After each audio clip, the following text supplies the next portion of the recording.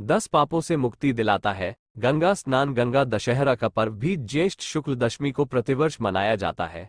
हमारे यहाँ इसकी बहुत बड़ी महिमा है। इस पर्व पर गंगा स्नान के लिए लोग बड़ी बड़ी दूर दूर से बड़ी श्रद्धा के साथ जाते हैं। इसका शास्त्रीय महत्व यह है कि इस दिन अर्थात ज्येष्ठ शुक्ल दशमी को हस्त नक्षत्र में स्वर्ग से गंगा का अवतरण हुआ था। गंगा जी के आविर्भाव की कथा वाल्मीकि रामायण तथा महाभारत आदि में विस्तार से लिखी है। अतएव इस दिन गंगा स्नान, अन्न वस्त्रादि का दान, जप तप, उपासना, कीर्तन, सत्संग तथा उपवास किया जाए तो 10 प्रकार के पापों का नाश होता है। ज्येष्ठे मासे सिते पक्षे दशमी हस्त संयुता, हरते 10 पापानि तस्मा दशहरा स्मृता। ब्रह्म पुराण। 10 प्रकार के पापों में 3 प्रकार के कायिक, 4 प्रकार के वाचिक और 3 प्रकार के मानसिक पाप स्कंद पुराण में कहे गए हैं, जैसा कि गंगा स्तोत्र में निरूपण है और वो इस प्रकार है। बिना दी हुई वस्तु का लेना, चोरी, अविधिपूर्वक हिंसा, परस्त्री पर बुरी भावना, ये कायिक अर्थात शारीरिक पाप है। कठोर वचन बोलना, झूठ बोलना, चुगली करना, असंबद्ध प्रलाप, बकवाद करना, ये वाणी से होने वाले 4 वाचिक पाप हैं।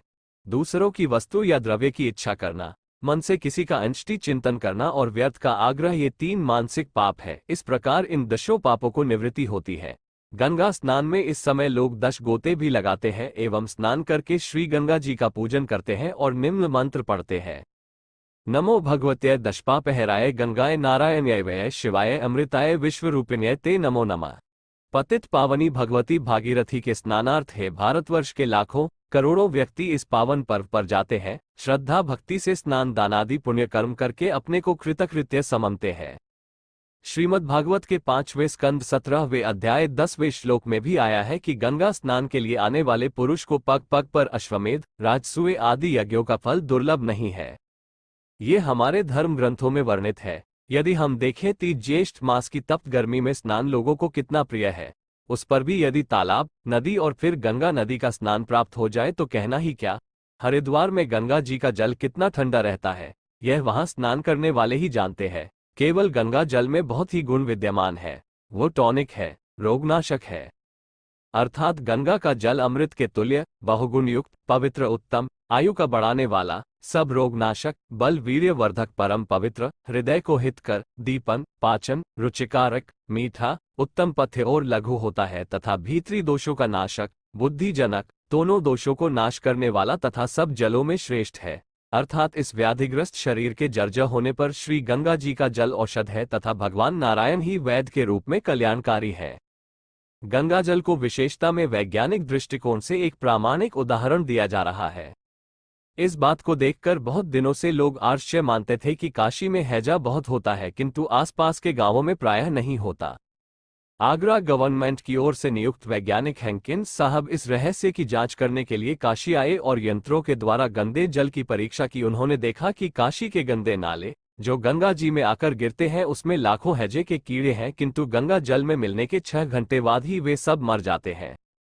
उन्होंने एक मुर्दे को पकड़कर उसके पास के जल की भी परीक्षा ली तो उसमें भी असंख्य कीड़े पाए गए, किंतु 6 घंटे बाद वे सब मर गए।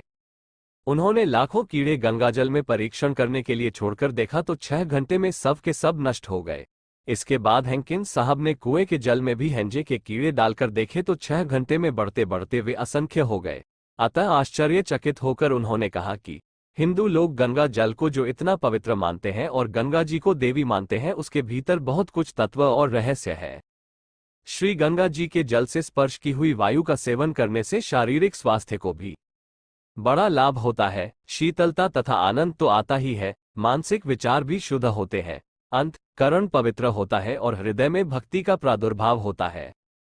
श्री गंगा जी के किनारे ऋषियों, मुनियों तथा महात्माओं ने तपस्या की है। जीवन भर धर्म, कर्म, यज्ञ, योगादि किए हैं। आध्यात्मिक, दार्शनिक गंभीर चिंतन मनन किया है। जप, तप तथा सत्संग किया है। धारणा, ध्यान, समाधि लगाई है। उसके संस्कार आज भी वहां के वातावरण में विद्यमान हैं, घनीभूत हैं, जो आंतरिक प्रभाव डालते हुए काम कर रहे हैं और प्रत्यक्ष आनंद देते हुए लाभ पहुंचा रहे हैं।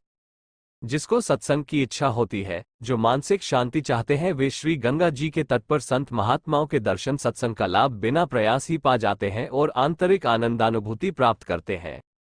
बड़े ही भाग्यशाली हैं वे लोग जिन्हें गंगा स्नान का ऐसा शुभ अवसर प्राप्त होता है, और कितने पुण्यवान हैं वे लोग जो नित्य गंगा सेवन करते हैं और गंगा तट पर रहते हैं। श्री गंगा जी की देव नदी, सुरसरी आदि कहा जाता है। इसे केवल साधारण जल से परिपूरित नदी ही नहीं बल्कि पापनाशिनी देवी का स्वरूप माना जाता है, और जल, अक्षत तथा आरती, स्तुति से पूजा की जाती है। कवियों ने श्री गंगा जी की स्तुति, प्रार्थना तथा महिमा वर्णन करके उनका गुणगान किया है। महाकवि पद्माकर ने घनाक्षरी छंदों में तथा श्री रत्नाकर जी ने ब्रजभाषा में श्री गंगा जी की महिमा का विशद रूप में वर्णन किया है। यह वीडियो कैसा लगा लाइक और सब्सक्राइब करना ना भूलें। जय मां गंगे।